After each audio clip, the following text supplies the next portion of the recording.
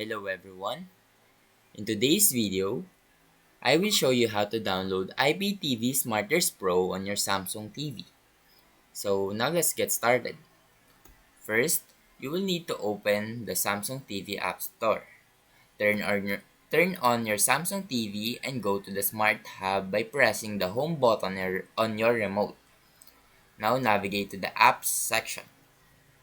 Next, click on the search icon in the Apps section and type in IPTV Smarters Pro. If the app is available in your region, it should appear in the results. Now once you find IPTV Smarters Pro, click on the install to download the app onto your Samsung TV. The installation should only take a few moments. Now after installation, launch the app from your TV's main menu.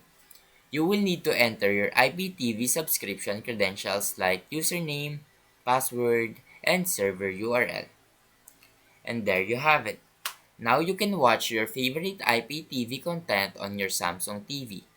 Now if you found this video helpful, please leave a like and subscribe.